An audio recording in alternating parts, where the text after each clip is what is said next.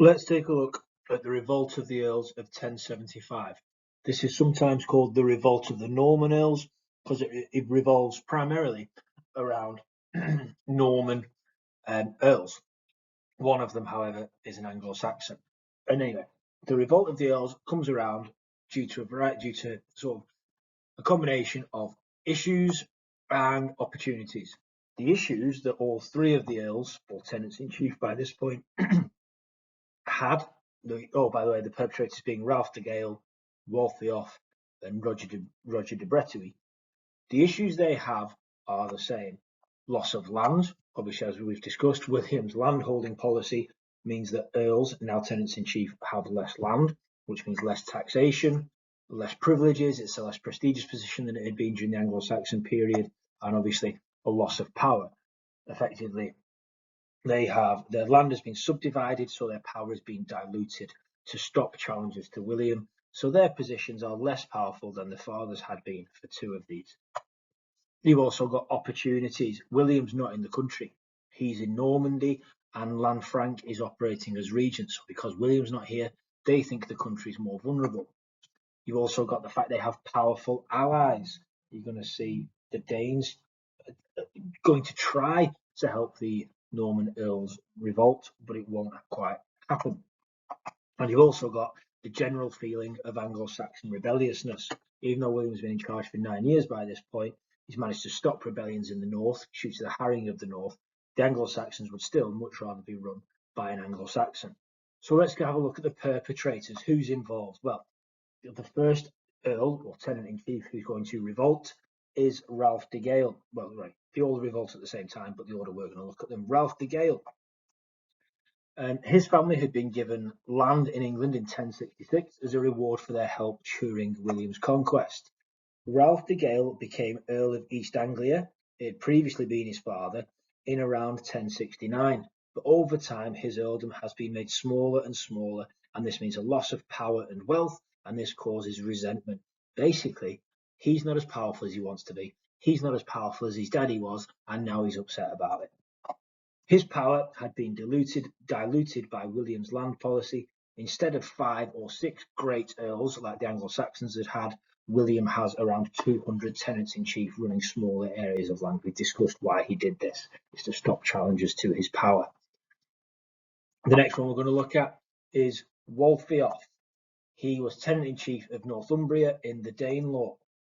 He had been forgiven by William for fighting on Harold's sides at Hastings and also for rebelling in 1069.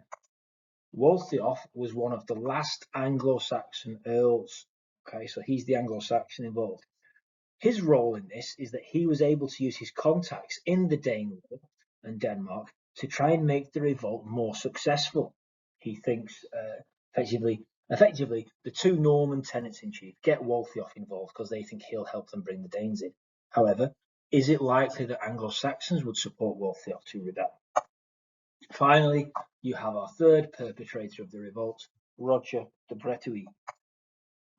Roger's interesting because his loyalty was expected or presumed by William.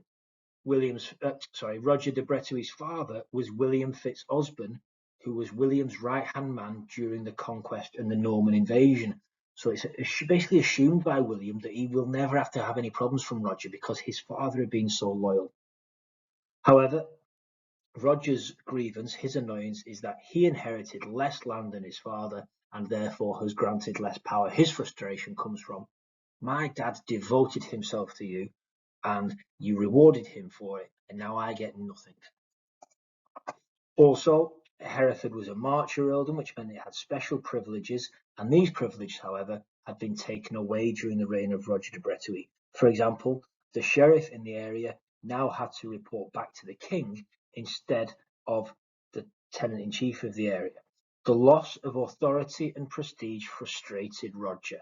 What we're dealing with here is massive egos wanting more power. So, what do these conspirators do? Well, they formulate a plot at a wedding. So the three earls devised their plan at the wedding of Ralph de Gale and Roger de Breteuil's sister, Emma. Their plan is that they're going to overthrow William and split England into 3 great estates. meaning they would all be mini kings of smaller areas of England.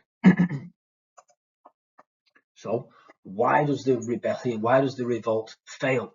Well, very simply, Waltheof bottles it.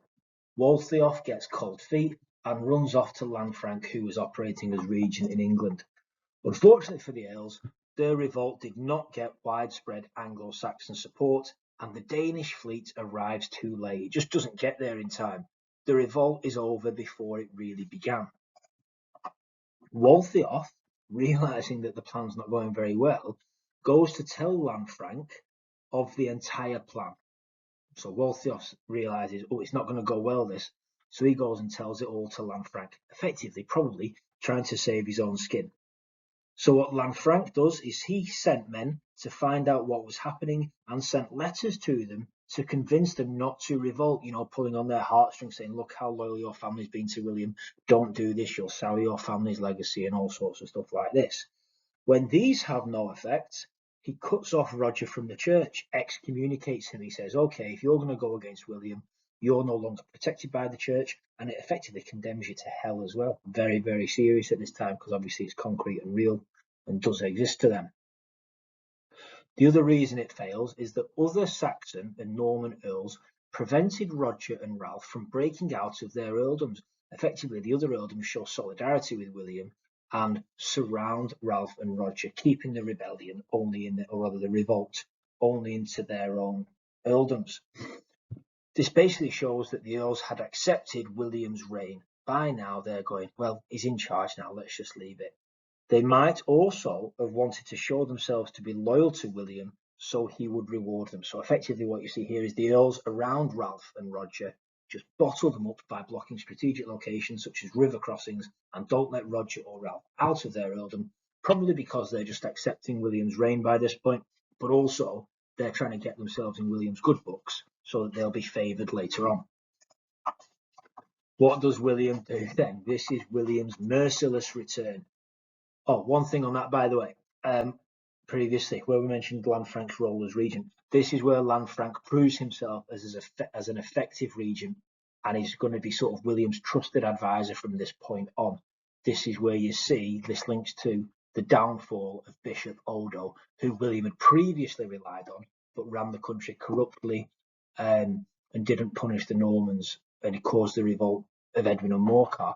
Now here we are, you get the revolt of the Earls. Lanfranc deals with it effectively, and from this point on, William's going to favour Lanfranc as regent over Odo, and as a person, as a confidant, as somebody he can trust. So, anyway, what does William do? William returns to England quickly, but the Danes had left. They were too scared to fight him. We've seen this time and time again. Every time William arrives somewhere, people are scared to fight him, so they run away. The Danes have basically arrived late, plundered.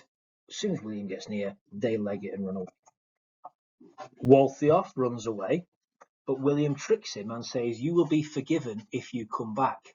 However, when Waltheof comes back to England, he's put in prison and then executed in 1076. The execution of Waltheof suggests that one effect of the revolt was that William now stamps down even harder than any sign of Anglo-Saxon rebellion, especially when it involved links to Denmark. Don't go getting the Vikings involved because they're strong warriors. If you get them involved, I'm going to punish you harshly.